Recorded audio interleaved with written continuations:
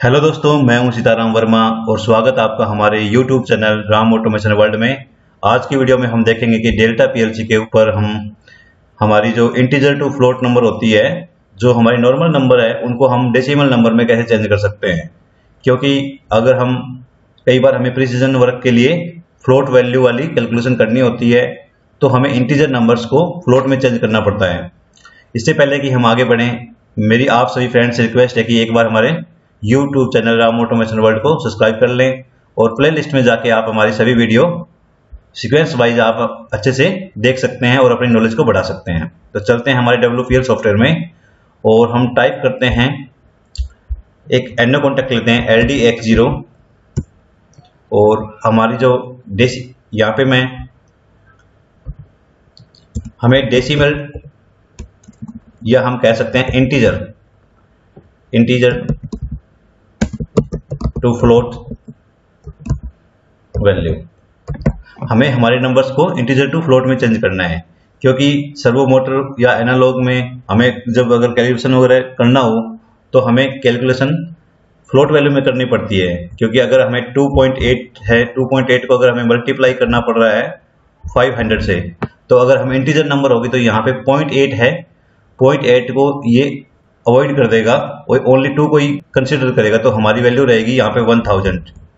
और अगर हम फ्लोट में कैलकुलेशन करेंगे तो यहाँ पे हमारी वैल्यू रहेगी टोटल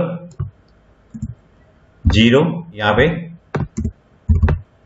तो यहाँ पे आप देख रहे होंगे, वैसे अगर हम इंटीजर में कैलकुलेशन कर रहे थे तो हमारी 1000 वैल्यू आई और जब हम फ्लोट में मल्टीप्लाई किया तो हमारी 1400 वैल्यू आई।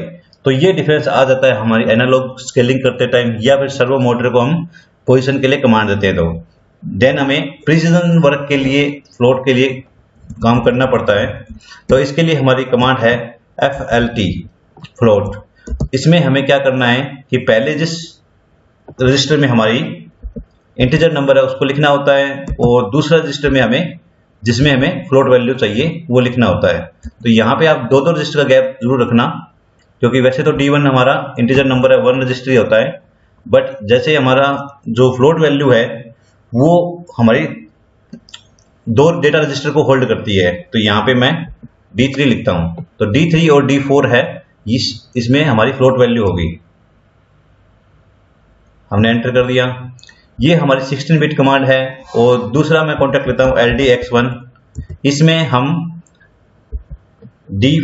DFLT डबल FLT, मतलब अगर हमारी इंटीजर वैल्यू 32,000 से अगर लार्जर है देन हमें DFLT यूज करना पड़ेगा।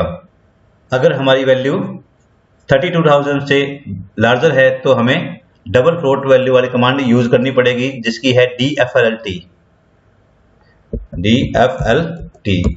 और यहाँ पे मैं D10 करता हूँ। D10 में हमारी इंटीजर वैल्यू है और D12 में हमारा फ्लोट वैल्यू हमें अचीव करनी है।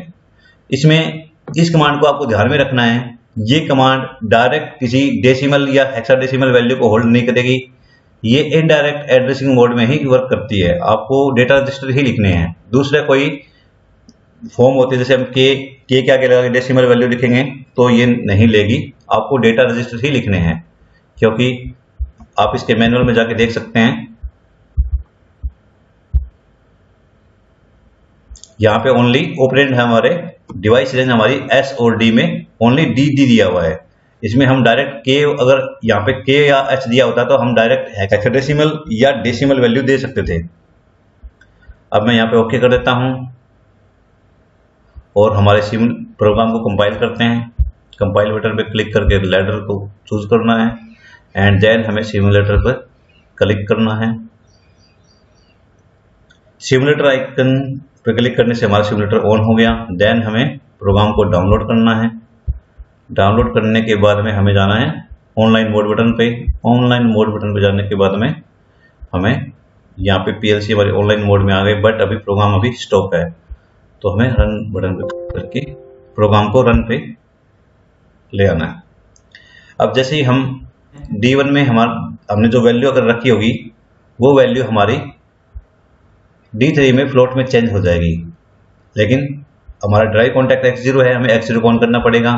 तो सबसे पहले मैं D1 में वैल्यू राइट कर देता हूँ। यहाँ D1 है, ये 16 बिट कमांड है, तो हम डेटा एड्रेस को 16 बिट में रखेंगे। और यहाँ पे हम K 567 रखता हूँ मैं यहाँ पे, और यहाँ पे 567 रखने के बाद में ये हमारी इंटीजर वैल्यू है। अब जैसे ही हम इसको x0 ऑन करेंगे तो हमारी वैल्यू यहाँ पे D3 में फ्लोट वैल्यू आ गई, बट डायरेक्ट यहाँ पे फ्लोट वैल्यू आपको शो नहीं हो रही होगी।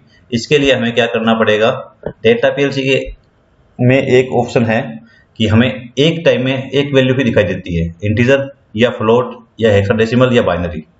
तो हम व्यू मेन्यू में जाके यहाँ पे आपको मिलेगा monitoring data format.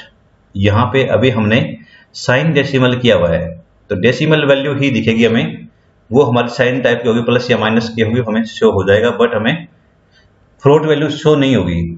Float value show होने के लिए हमें फ्लोट पे क्लिक करना है। फ्लोट पे क्लिक करने के बाद में हमें जो इंटीजर वैल्यू है वो भी बाय डिफॉल्ट 00 हो जाएगी, और जो हमारी फ्लोट वैल्यू है सही फॉर्मेट में कंप्लीट फ्लोट है वो हमारी पूरी प्रॉपर हमें शो हो जाएगी। तो यहाँ पे हमने 57.000 3 टाइम 0, ये हमारा जो फ्लोट वैल्यू है ये 3 प्लस तक हमें प्रिसीजन देता है। अगर हमें फिर भी चेंज करना है तो हम व्यू में जाके यहाँ पे फ्लोटिंग फॉर्मेट सेटिंग में जाकर हम यहाँ पे हमारे डेसिमल डिजिट है वो बढ़ा सकते हैं। यहाँ पे हम 5 कर दिया हूँ, ये 5 प्लस तक हमें शो करेगा, और जहाँ भी इंटीजर नंबर होगा वहाँ पे अब 0.00 शो कर देगा। इसका मतलब है कि यहाँ पे कोई फ्लोट वैल्यू नहीं है, क्योंकि अभी हमने पूरा प्रोग्राम का फॉर्मेट फ्लोट किया हुआ है। तो फ्लोट वैल्यू जहाँ पे नहीं होगी वहाँ पे 00 रहेगा, और जहाँ पे कंप्लीट फ्लोट वैल्यू होगी वहाँ पे यहाँ पे इस टाइप से दिखेगा। अब जैसे कि मैं इसमें दूसरी कोई वैल्यू डालता हूँ, K 1000 डालता हूँ, कि आपको पता है कि हमारा ये 16 बिट कमांड है, तो ये 1000 को प्रॉपर कर देगी। और जैसे मैं यहाँ पे 20,000 कर रहा हूँ तो भी आगे 20,000 को भी इसने सही से कर दिया, और मैं 31,000 भी अगर मैं प्रेस करता हूँ तो भी ये सही से कर देगी। और जैसे ही मैं 40,000 इसमें वैल्यू अगर D1 में रखूंगा, फिर फ्लोट कमांड लगाऊंगा, तो ये एक बार तो यहाँ पे सॉफ्टवेयर के अंदर हमें ये अलार्म आया है, क्योंकि हम 30,000 से वो वैल्यू एंटर नहीं कर पा रहे हैं। बट हम फिर भी अगर 32 बिट पे क्लिक करके D1 में मैं 40,000 अगर एंटर कर देता हूँ, तो अगर आप देखोगे कि D3 में हमारी 40,000 नहीं आ रही, क्योंकि ये हमारी जो कमांड है ये क्या करती है कि इसको 40,000 है, ये डबल रजिस्टर में चला गई वैल्यू D1 और D2 में, बट ये 16 बिट कमांड है, ये ओनली D1 की वैल्यू को ही कंसीडर करती है। तो D1 की वैल्यू को कंसीडर करने से इसकी जो लास्ट 16 बिट है इसमें अगर 1 होता है तो इसे माइनस कंसीडर कर लेती है, जो कि प्रोग्रामिंग में बग जनरेट कर देगा।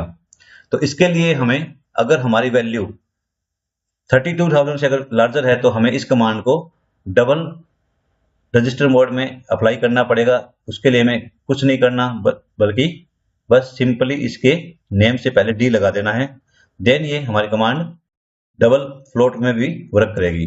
तो इसको चेक करने के लिए पहले हम X1 को ऑन कर देते हैं। X1 को ऑन करने के बाद में अब हम यहाँ पे वैल्यू चेंज करते हैं, तो D10 को हम देते हैं K 40,000 वैल्यू देने के लिए हमें क्या करना पड़ेगा, K यहाँ पे एंटर करेंगे तो आप देखोगे तो इस कमांड में हम जैसे ही D10 में हमने 40,000 वैल्यू इंसर्ट करी तो यहाँ पे हमें फ्लोट वैल्यू अचीव हो रही है। बस आपको ध्यान रखना है कि आपको जो फॉर्मेट देखना है आपको यहाँ उसको व्यू मेनू से सेलेक्ट करना पड़ेगा, अदरवाइज आप उस फॉर्मेट को नहीं देख पाओगे। अब इसके बाद में मैं एक लार्जर वैल्यू को सिलेक्ट करता हूँ, 2,50,450 को मैं जैसे एंटर करता हूँ तो यहाँ पे पूरा प्रॉपर चेंज हो गया। इस प्रकार दोस्तों आप इंटीजर से फ्लोट वैल्यू में चेंज कर सकते हो। अब एक बार आप फ्लोट वैल्यू में चेंज कर लेते हो, उसके बाद में आपके फ्लोट नंबर पे आप मल्टीप्लिकेशन, एडिशन या डिवीजन कोई भी कैलकुलेशन कर सकते हो। डायरेक्ट आप इंटीजर नंबर पे फ्लोट कैलकुलेशन नहीं कर पाएंगे। तो इससे पहले कि हम फ्लोट नंबर की एडिशन वगैरह और उनके अरिथमेटिकल कमांड्स है उन पर स्टडी करें, इसलिए हमने पहले ये जानना जरूरी है, इसलिए हमने पहले ये लेसन के बारे में सीखा। तो दोस्तों, आपको हमारा ये वीडियो अच्छा लगा हो तो इसे लाइक करें, अपने फ्रेंड सर्कल में शेयर करें और हमारे YouTube channel Ram automation world को सब्सक्राइब करें।